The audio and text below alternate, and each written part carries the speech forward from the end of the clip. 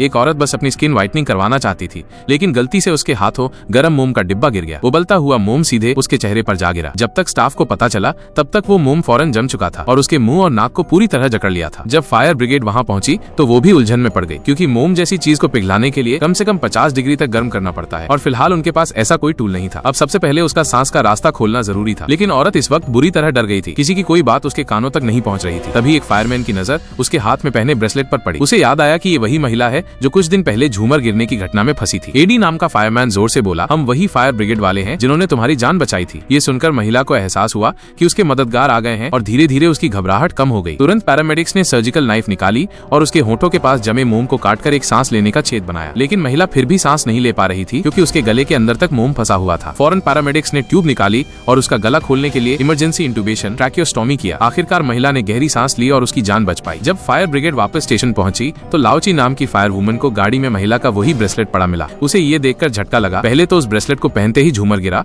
अब ये मोम वाला हादसा हो गया। उसने घबराकर कहा, ये तो एक अभिशप्त ब्रेसलेट है। और जैसे ही उसने ये कहा वहीं खड़ा एक फायरमैन फिसलकर धड़ाम से गिर गया। कप्तान ने फौरन जमीन पर गिरी तरल चीज को सूंघा और पाया कि वो पेट्रोल है जो रिसाव कर रहा था। तुरंत कप्तान ने सभी को आदेश दिया, सब लोग तुरंत बाहर निकलो, ये जगह खतरे में है।